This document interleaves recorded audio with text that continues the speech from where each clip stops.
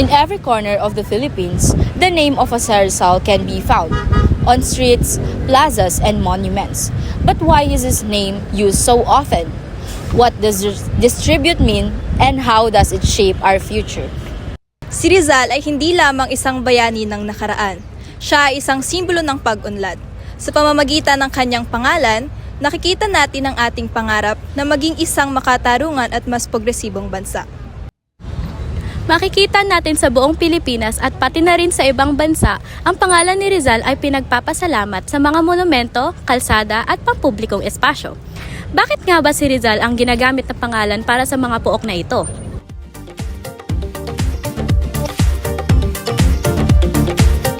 Sa tingin niyo po, bakit po may mga lugar po or monuments na pinapangalan po kay Jose Rizal kagaya po ng Jose Rizal University, Rizal Avenida Avenue? Para sa akin kasi, because national hero nga natin si Rizal, gusto natin na ma-embody kung ano nga ba yung nire-representa ni Rizal para sa mga kapwa Pilipino. Because being our national hero, he is the representation of what a Filipino should be. And by naming monuments, roads, and schools in the name of our national hero, it reminds us in some way in every day that we are living. Every time na gumagamit tayo ng kalsada, naalala natin kung sino nga ba si Rizal at ano yung ine-embody ni Rizal na katangian na dapat meron tayong mga Filipino. Sa tingin ko po kaya siya ipinapangalan kay Rizal kasi yung dahil sa mga nagawa niya para sa Pilipinas, yung mga tumatak na aral niya na galing sa libro niya, galing sa mga salita niya. Kaya para baka pwedeng maka-impluwensya o manatili yun sa atin hanggang sa future pa, yun yung ginawa nila.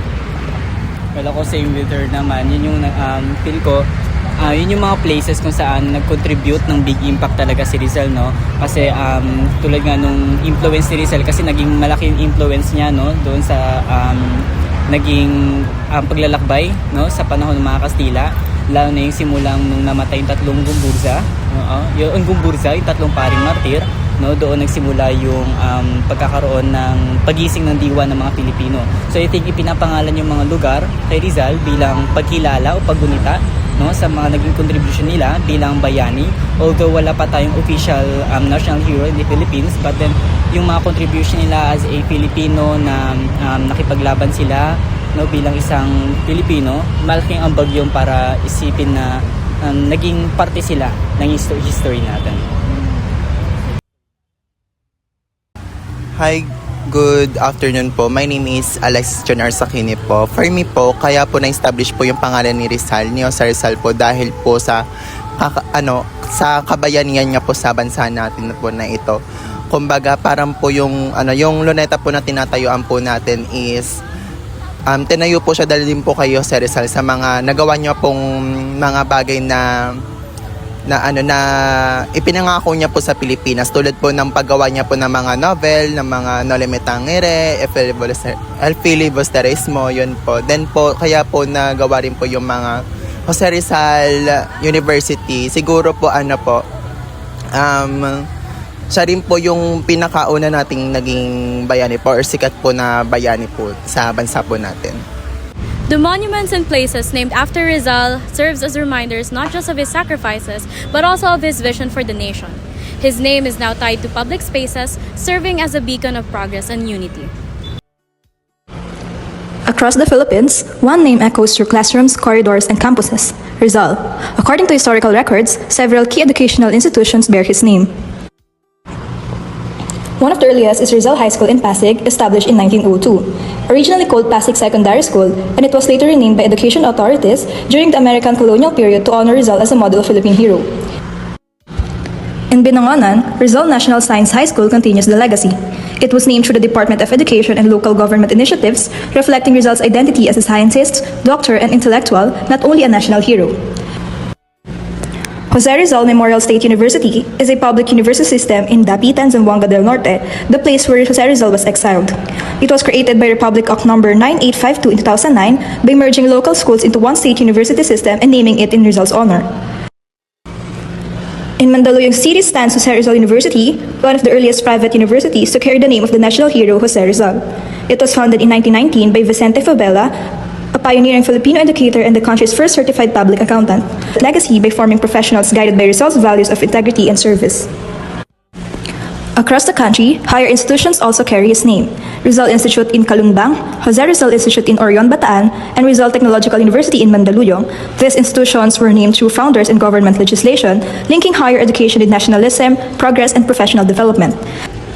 From public schools to universities, Rizal's name continues to shape Philippine education not as decoration, but as a direction. Because in every classroom that carries his name, there is a reminder that education is not just about learning, it is about becoming. When we see places named Rizal across the Philippines, it's easy to assume it's simply to honor a national hero. But the deeper reason goes beyond recognition.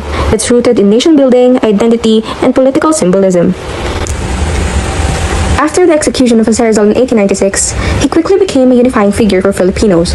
Unlike other revolutionaries, Rizal represented a form of resistance grounded in intellect, reform, and nationalism. When the Philippines transitioned from Spanish to American rule, Filipino leaders faced a challenge. How do you create a shared national identity among islands divided by language, culture, and geography? One powerful strategy was naming places after Rizal. Choosing Rizal wasn't random, it was intentional. It symbolized unity without directly promoting rebellion. The Americans themselves even supported Rizal's hero status because he advocated peaceful reform rather than armed revolution, making him a safe national symbol. So when towns like Rizal in Cagayan, Kalinga, Nueva Ecija, and as far as Zamboanga del Norte adopted his name, it reflected more than admiration. It was a political and cultural statement. We are part of one Filipino nation. The most fascinating part is that Rizal never set foot in most of these areas, yet his ideas reached them. His novels were read, his execution was felt nationwide, and his story resonated even in remote communities. That's why his name appears across the map, not because he was physically present, but because his influence was. In almost every Philippine town, you can find streets and roads that are named after Dr. Jose Rizal. One well-known is Rizal Avenue, also known as Avenida in Manila, which is part of the Regional Road 9. Another is a J.P. Rizal Avenue in Makati, Metro Manila, a major avenue road along the Pasig River. But why there are so many streets named after him? During the early 90s, the American colonial government and Filipino leaders renamed many streets and places.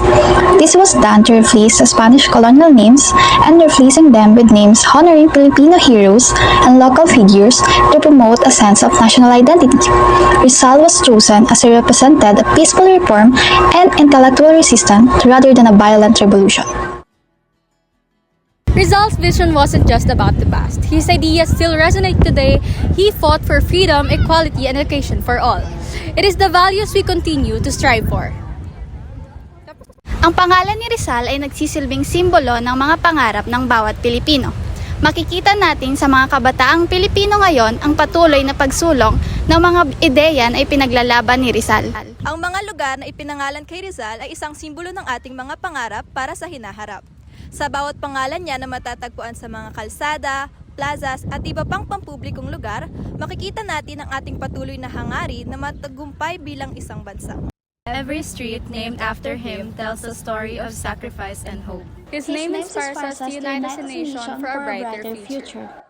And in every place named after him, we find the call to keep fighting for what is right. Alamin natin ang may mga pangalan ni Rizal. Ano, tara?